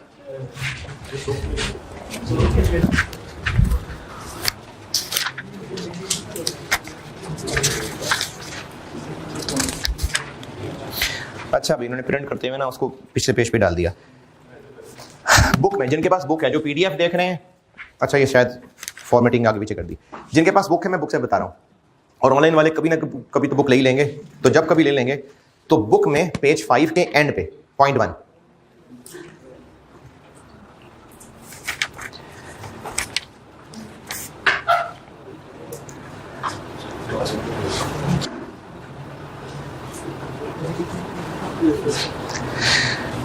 कि कैश जनरेटिंग यूनिट में किस किस को शामिल करना है, ये बहुत सिंपल और स्ट्रेट फॉरवर्ड नहीं है।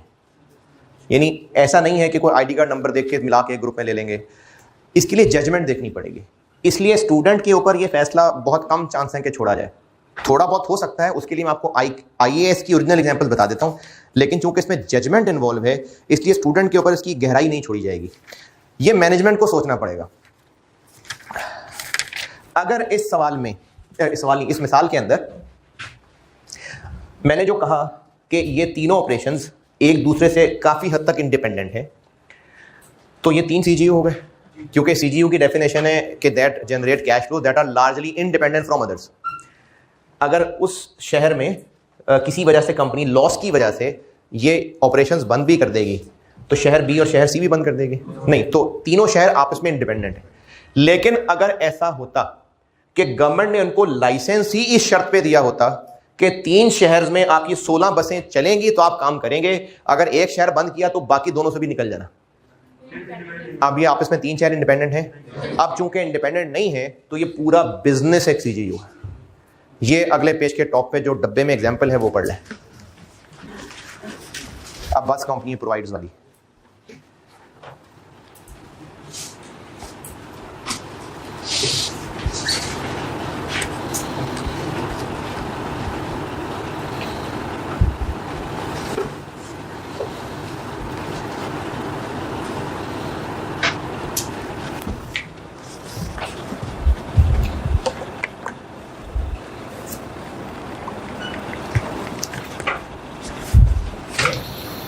जी अगर एक ग्रुप में 2 CGU होते हैं, तो जैसे एक ग्रुप में 2 CGU, जैसे एक वर्कशॉप है, तो अगर ये भी वहाँ पे एक शहर में 2 CGU, 40 भी हो सकते हैं, हो सकता है। सर ये तीनों फिर एक ग्रुप में।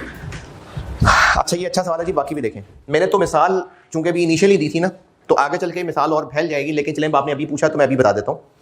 ऐसा बिल्कुल हो सकता है कि रीजनल ऑफिस एक ही होता, लेकिन वर्कशॉप्स 4-5 होती और हर वर्कशॉप के साथ 5-5 बसेस जुड़ी होती। इस सिटी में रीजनल ऑफिस एक होता, लेकिन वर्कशॉप्स ज्यादा होती और हर वर्कशॉप के साथ 4-4, 5-5 बसेस जुड़ी होती। तो ऐसा हो सकता था कि इन वर्कशॉप्स और उनके साथ वाली बसेस को मिला के एक CGU कहा जाता, तो उस तरह एक शहर में 3-4 CGU हो जाते। वर्कशॉप्स का मसला हल हो गया। फिर जब रीजनल ऑफिस के लिए आते तो फिर एक और बड़ा सीजीयू बनाना पड़ता जो पूरा शहर सीजीयू होता। तो हम ऐसा देखेंगे आगे चल के कि एक सीजीयू, फिर उससे बड़े और सीजीयू बनेंगे जिसमें 4-5 सीजीयू मिल जाएंगे, फिर एक और बड़ा सीजीयू बन सकता है जिसमें 8-10 सीजीयू मिल जाएंगे। ये हो सकता है। ऐसा हो सकता है कि पहले एक सीजीयू बने, उसका मसला हल हो, फिर एक और बड़ा सीजीयू बने जिसमें 4-5 सीजीयू मिल जाए। ऐसा बिल्कुल हो सकता है, सवालों में आएगा ये।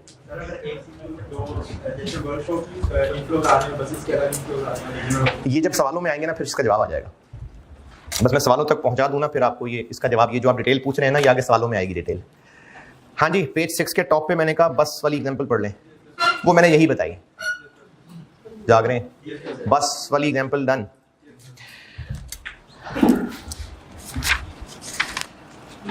पेज 1.2.1 यानी प्रैक्टिस क्वेश्चंस।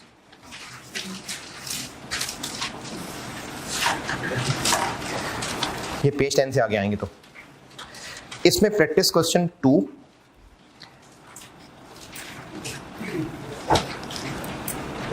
और इसका सिर्फ पार्ट ए पढ़ लें। ये ना आईएएस की ओरिजिनल एग्जांपल्स हैं सीजीयू का कॉन्सेप्ट समझाने के लिए। एक एक समझाता जाता हूं और डिस्कस करता जाता हूं। पहले आप सिर्फ ए पढ़िए, पहले खुद ही इसके बारे में सोचिए, फिर आंसर पढ़िए, फिर करता हूं मैं डिस्कस।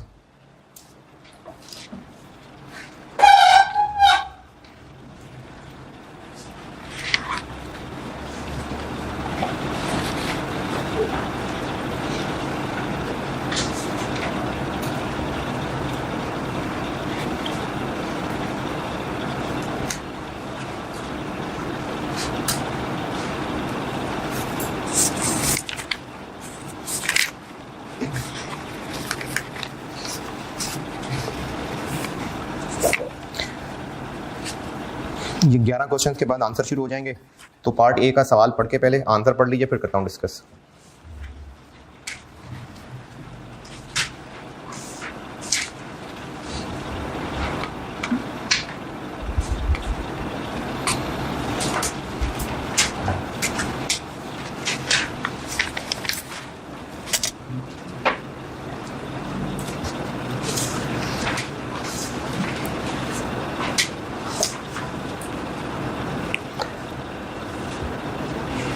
हाँ जी,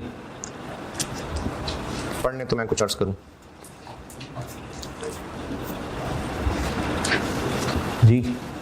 अच्छा, ये ना चूंकि एग्जाम क्वेश्चन नहीं है, ये बस आईएएस की एग्जांपल्स हैं, तो इसलिए ज़रूरी नहीं होता कि इसमें पूरा डाटा दिया हो जिसको स्टूडेंट सॉल्व करे। बस एक एग्जांपल समझाई हुई है। जैसे इसमें कहा है कि एक बिजनेस है एम, उसके बहुत सारे स्टोर्स हैं, उनमें से एक स्टोर एक्स है। एम के बहुत सारे स्टोर्स हैं, इस शहर में भी हैं, दूसरे शहरों में भी हैं, और हर स्टोर को जो अलग अलग मैनेज कर रहा है। तो इसका जो स्टोर एक्स है, चूंकि वो बाकी स्टोर्स की तरह एक सेपरेट स्टोर है, तो फिर ये स्टोर एक्स एक सीजीयू होगा, ये इसने बताया। तो सीजीयू का फैसला मैनेजमेंट ने करना है। मैनेजमेंट फैसला कैसे करेगी? पेज 6 पे वापस आ जाए।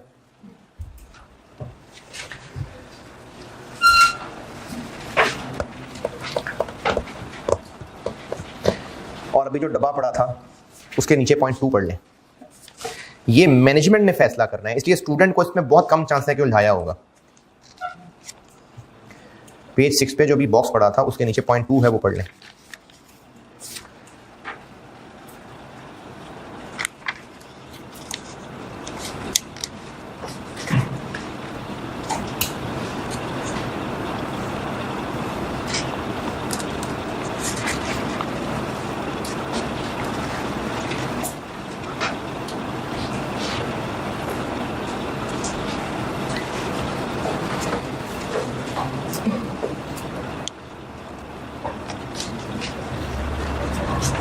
हाँ जी, इसका मतलब है कि मैनेजमेंट ने सोचना है कि क्या सीजीयू है और वो क्या बाकियों से वाकई इंडिपेंडेंट है। ये फैसला मैनेजमेंट कैसे करेगी, डिपेंड करता है कि वो डिसीजन मेकिंग कैसे करती है, फैसले कैसे होते हैं, लोकेशंस कैसे डिसाइड होती हैं, प्रोडक्ट कैसे डिसाइड होते हैं। तो ये सब्जेक्टिव मामला होता है। क्वेश्चन 2 पे आए वापस और उसका पार्ट एफ पढ़ें। पार्ट एफ,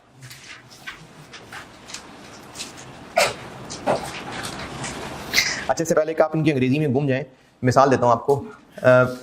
एक ग्रुप है जंग, उसकी अखबार भी होगी और उसके बहुत सारे मैगजीन्स भी होंगे। अच्छा, मैगजीन्स भी कोई बचपन से पढ़े हों या कोई कभी इधर उधर घर में देखे हों, हैं, उसके कोई डाइजेस्ट भी होंगे शायद, संडे मैगजीन भी होगा, अखबार जहाँ भी होगा, हो सकता है कोई बच्चों का मैगजीन भी हो सकता है सीए की इमाम के लिए कोई रिसाला निकाल दें, हो सकता है कि वो है कोई डॉक्टर्स के तबके के लिए ख़ास रिसाला निकाल दें। अब है क्या, एक कंपनी है जंग, उनके मुख्तलिफ टाइटल्स से मैगजीन्स चल रहे होंगे। अच्छा, वो जो मैगजीन्स होंगे वो मुख्तलिफ कस्टमर्स को सामने रख के डिज़ाइन किए गए होंगे। अब पढ़िए पॉइंट एफ। अब पब्लिशर ओन 150 मैगजीन टाइटल्स, मतलब अखबार जहाँ, बच्चों का जंग, जंग डाइजेस्ट, संडे मैगजीन, अखबार, ये मतलब पब्लिक मैगजीन टाइटल्स।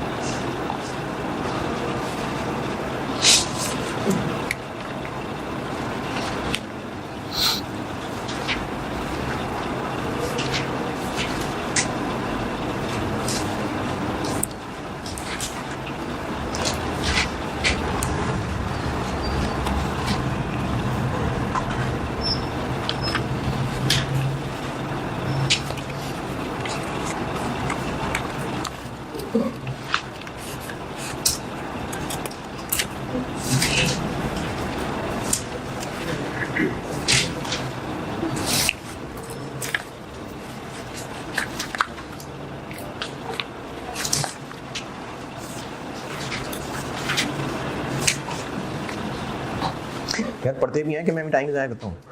क्या पढ़े हैं भला, कौन सा पॉइंट का है पढ़ने का? Question number 2 IS 36, question number 2 का पॉइंट एफ, और इस सवाल को पढ़ने के बाद इसका सोल्यूशन भी पढ़ लें।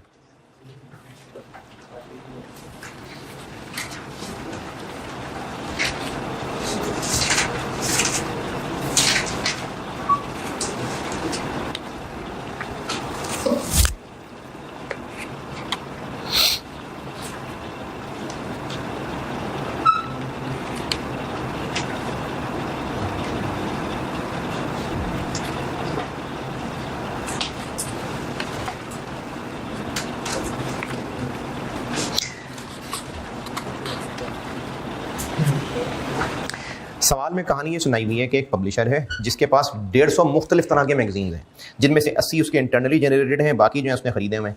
अब इसकी पॉलिसी ये है कि जो ख़रीदता है उसको एसेट कहता है और जो खुद बनाता है वो उसको एक्सपेंस कहता है। ठीक है, आगे चलते हैं। हर मैगज़ीन की सेल भी होती है और उसके अलावा हर मैगज़ीन की एडवर्टाइजिंग इनकम भी होती है। हर मैगज़ीन डिफरेंट कस्टमर सेगमेंट, बच्चों का मैगज़ीन बच्चों के लिए, छोटे बच्चों के लिए मैगजीन अलग होगा, हो सकता है स्कूल गोइंग के लिए अलग हो, कॉलेज वालों के लिए अलग हो, फैशन मैगजीन अलग हो, अखबारें जहाँ अलग हो, ये सब मुख्तलिफ कस्टमर्स बेस के लिए है। जब एक मैगजीन बिजनेस को लगता है कि बस सब बहुत हो गए हैं, लोगों के मिजाज बदल गए हैं, तो उसकी जगह वो कोई और मैगजीन ले आते हैं। तो हर मैगजीन अपना कमा रहा है, अपना खा रहा है। एक मैगजीन बंद होता है, एक नया मैगजीन ले आते हैं। हर कस्टमर बेस के लिए अलग मैगजीन है, तो हर मैगजीन सेपरेट कैश जनरेट कर रहा है बाकी मैगजीन से। ये इसका दुबेलवा। इस क्वेश्चन नंबर 2 में मैंने जो मिसालें ली हुई हैं ये ओरिजिनल IS की एग्जांपल्स हैं, ये एग्जाम क्वेश्चंस नहीं हैं। ये सिर्फ ये अंडरस्टैंडिंग देने के लिए कि CGU या ये फैसला करना कि कौन कैश फ्लो इंडिपेंडेंट जनरेट करता है कौन नहीं करता, सिर्फ इसकी अंडरस्टैंडिंग के लिए। इससे आगे चलते हैं। एक कंपनी X है, एक कंपनी Y है। एक बिजनेस की कंपनी नहीं, सॉरी, फैक्ट्री।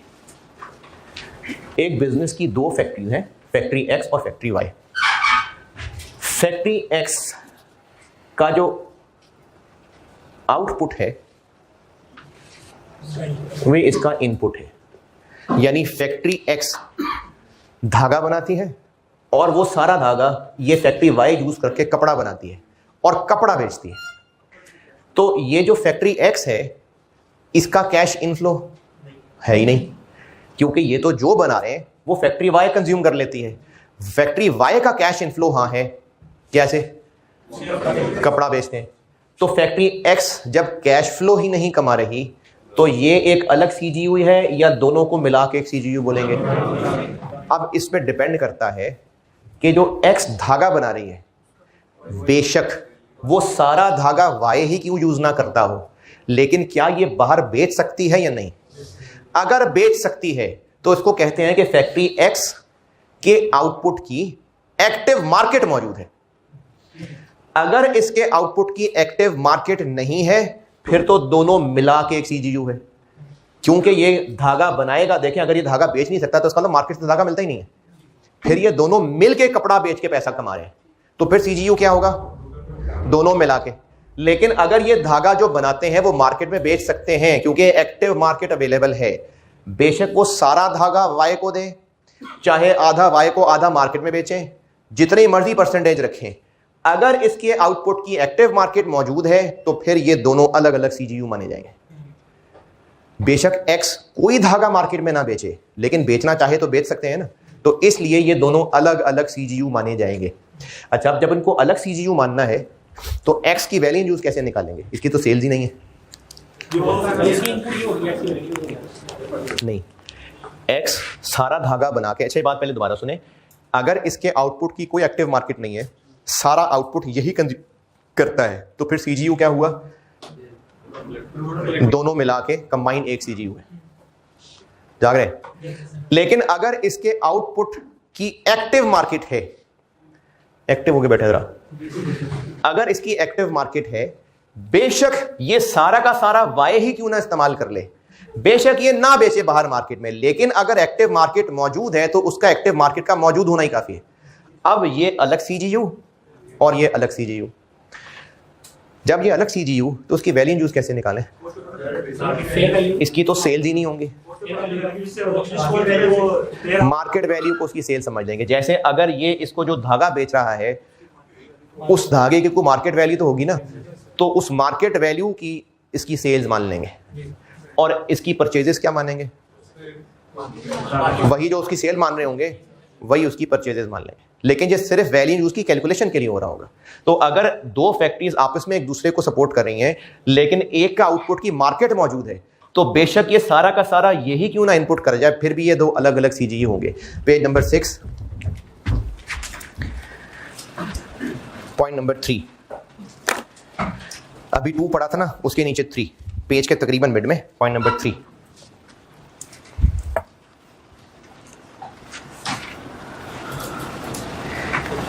पेज नंबर 6, अभी जो 2 पढ़ा था, अगर किसी ने पढ़ा था तो उसके नीचे पॉइंट नंबर 3।